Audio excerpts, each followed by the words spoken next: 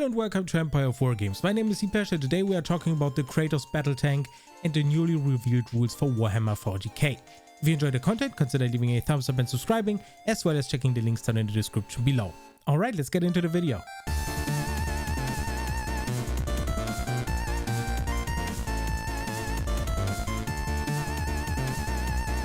So as you probably know, Warhammer community released an article which included rules for the Kratos battle tank, and those were rules for Warhammer 40K actually, and not for Horus Heresy. And I wanted to go over them because I found those rules very interesting, and I think there's a lot to talk about here and to maybe consider when looking at the rules. First up, let's take a look at the data sheet. We have a Kratos battle tank. It costs 320 points base.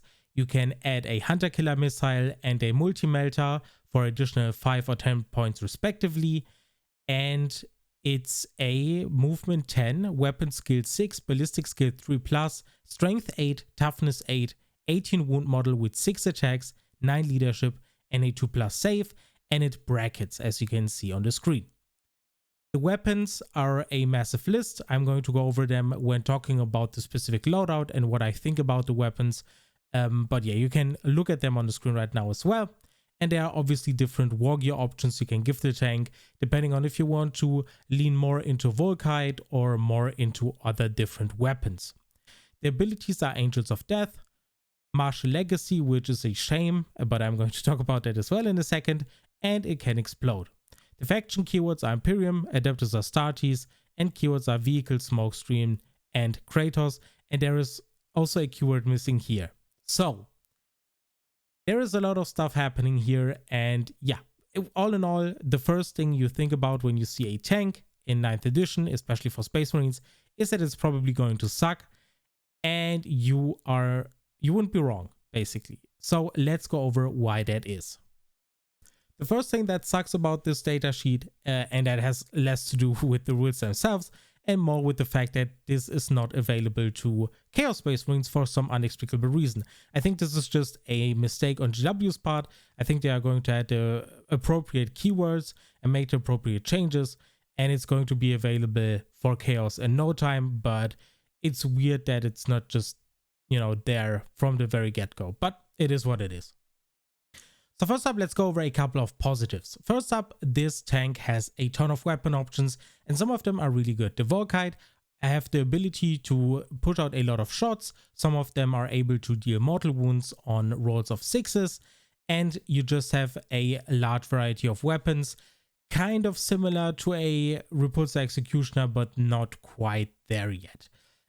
When it comes to durability, this tank is also very good. It obviously doesn't have an invulnerable save or anything like that, but a 2+ save with toughness 8 and 18 wounds, and it not being a Lord of War, which is probably the biggest positive about this tank, is pretty decent. And there are definitely ways for you to add an invulnerable save if you so wanted to, but I personally think a 5+ invulnerable save will not make that much of a difference, because at that point you are talking about AP 5 or something that is required to even get to that invulnerable save, and that is just not that widespread. And even if armies have access to those weapons, like for example Tau, those weapons usually just ignore invulnerable save. So it is what it is.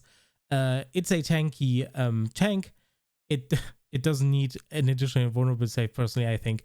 And as I said, it's not a Lord of War, it is heavy support, and that is a big plus. Now, a lot of people have been arguing that the Kratos is better than a Repulsor Executioner because it costs 320 points and 1 CP and offers a wide variety of weapons, and those weapons pack a heftier punch depending on the situation, just because you can be way more flexible. And I would agree with that. But I've also seen and read that this tank is probably balanced against the rumored V2 Space Marine Codex that is supposedly going to release this year as well. And if that is the case, then I can definitely understand why they went the way they went. Because 220 points for this tank is technically not bad at all. If only tanks had the core keyword and 1 or 2 other goodies, they would be very playable. But that is not the case. We still have to pay 1 CP for Martial Legacy, which I consider to be a big downside and honestly a stupid rule. Just paying 1 CP for those older quote-unquote units from the Horus Heresy or from 30k is just, it doesn't make any sense at all. These tanks are just balanced enough as is. If you would have paid just 322 points for whatever you see on the screen right now and that data sheet, it would be still totally fine. That additional CP is just unnecessary. Another important thing to keep in mind is that this vehicle has 18 wounds, which means that it doesn't benefit from obscuring terrain, which can be a massive boost to durability if it applies to your vehicle or unit or whatever it may be. So the Kratos doesn't benefit from it. It's a downside again. It's a big tank, and we were all probably expecting it's a lot of war, but for heavy support, it's still a little bit sad that it has those 18 wounds. A couple less wounds would have probably been better here, actually. So yeah, all in all, the tank itself looks amazing. The rules are a little bit weird. They are very similar from the power level and the general balancing from what you would expect from an Imperial Armory book. You have a lot of downsides. You pay 1 CP, which is going to hurt even more in the future, because the CP reduction we are going to get in the future is not rumored. It is basically confirmed. And if you are going to play a 2000 points match, you're only going to start with 6 CP, which means losing 1 additional CP is really going to hurt. So keep that in mind. Furthermore, as I said, no obscuring terrain and so on. The upsides are that it is a very durable tank. It has a lot of weapon options, so it's very flexible, and it is probably better than a Repulsor Executioner. But if that rumored Space Marine V2 Codex is going to arrive, I doubt that that is going to be the case for long.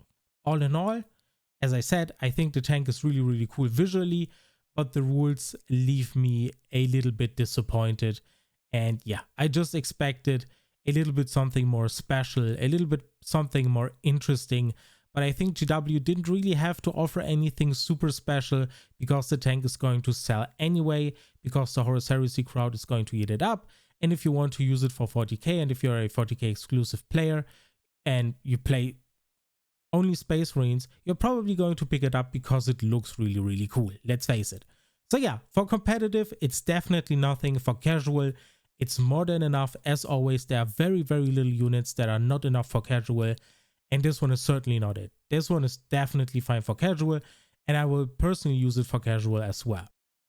Now, the last 2 things I wanted to mention are that the Kratos Battle Tank doesn't have the Machine Spirit keyword, which I find to be a bummer, because it brackets and so on, and would have really benefited from having that keyword, considering the cost and the CP cost and so on.